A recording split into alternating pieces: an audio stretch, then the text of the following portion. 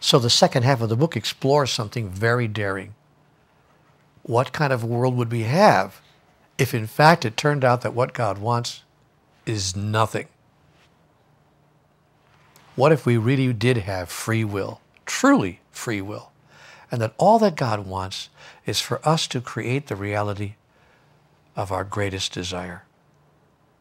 What if God was really, as it turned out, the greatest God you could ever have imagined?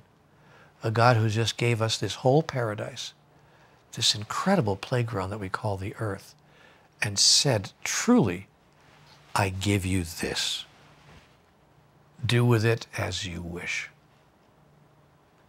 But be careful, because you're not going to get a second one. This is it. Like I did with my son when I gave him his car. Every one of my sons has gotten a car. I didn't really realize at the time that I made that promise to my first son that I'd wind up with 7 and 2 daughters. So I have 9 children, I now give cars to. And so that has made it very important for me to get them to understand, this is the only car you're going to get from me. Because I don't have enough, I can't do this, another time, another round. So I gave my son his car the other day, I said, here's your car, you've come of age, here's your car. And it's the only car you're going to get from the dad. This is it. Take care of it. Well, can I have it repainted? Do with it what you want. Can I take the back end off and have the van converted into it? Do with it what you want. I have no further instruction to you. Just take good care of it, because it's the last car you're going to get. And I think that God has given us this earth as our vehicle.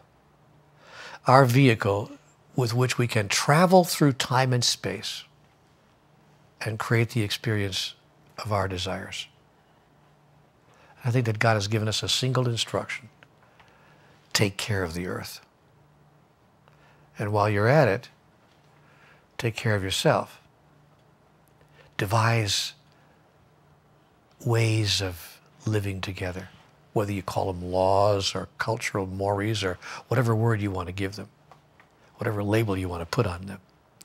Devise ways of living together that allow you to express and experience yourself in peace and harmony, in fullness, and with joy. In the end, be happy.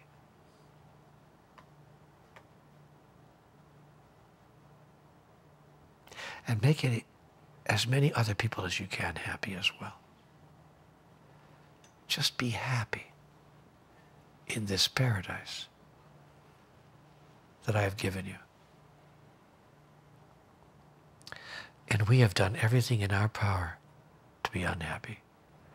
I mean, we have devised every set of mores, instructions, rules, guidelines, regulations, procedures, laws.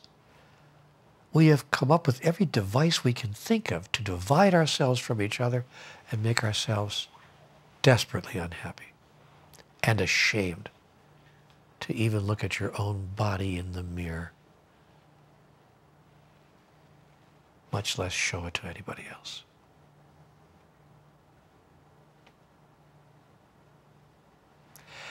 And what's sad about that is we don't have to have it be that way.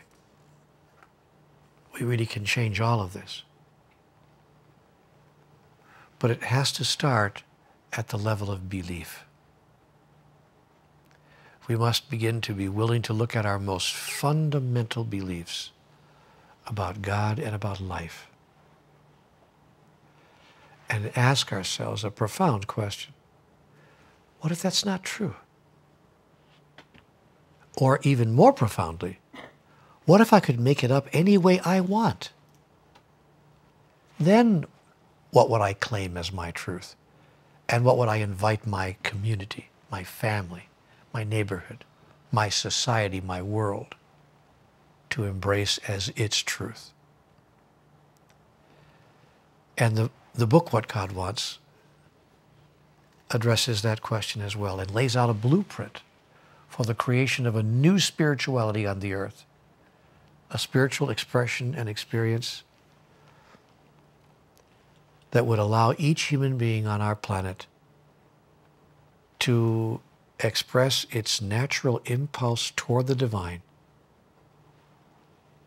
in a way which makes no one else wrong for the way in which they are doing it, in a way which creates no conflict, and certainly no attack or war or death. Is that too much to ask of religion? Is that too much to ask of society? A simple question: can't we at least find a way to live together in peace? We're not going to eliminate disagreement, but can't we at least find a way to agreeably disagree? Are we so primitive and so barbaric that we can't even find a way to live together in peace? Is that so much to ask? And is it so much to ask our religions to lead the way in showing us how to do that? Or are we going to continue to be content with religions that lead the way in showing us how to live in conflict through their insistence that one of them is better than another one of them? Do you know that in certain countries,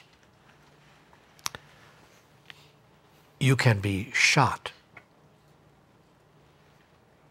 That is, you can be killed for saying what I've said on this program right now.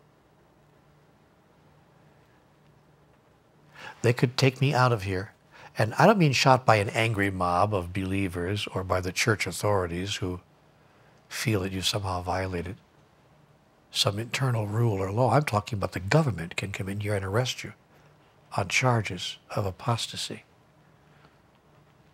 and shoot you and kill you for what I've just said right here on this program, that what God wants is nothing.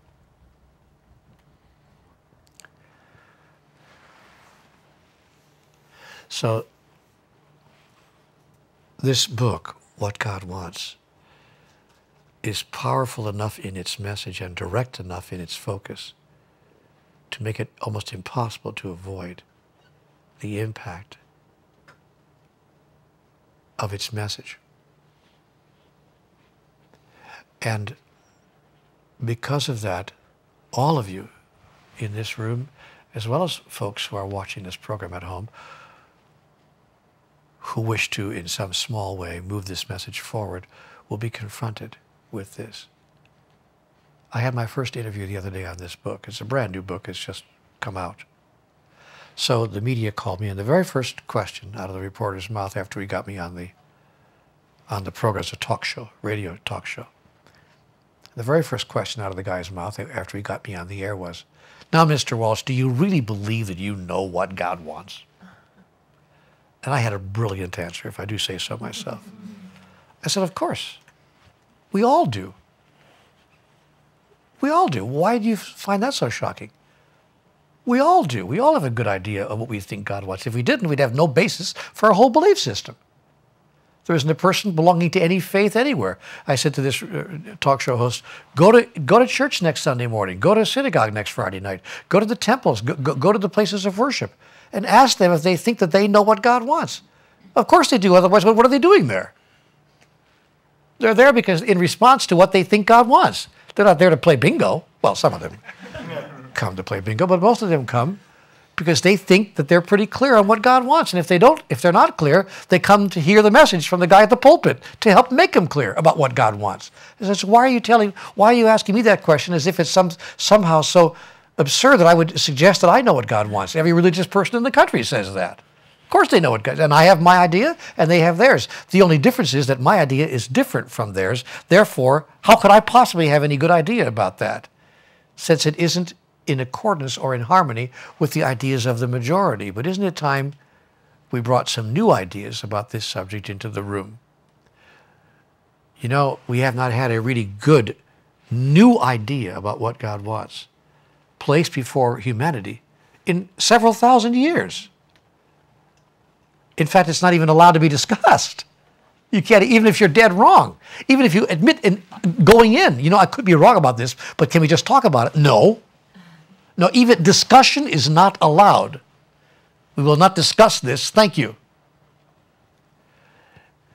If medicine did that, or technology or science, if we were so absolutely shut down to any thought other than the current orthodoxy in any of those other disciplines in human experience, we'd be nowhere.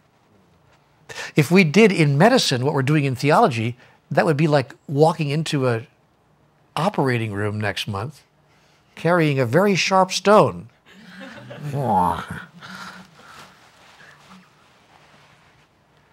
And yet we're moving into, more deeply, the 21st century with ideas about what God wants that date back to the first century and beyond.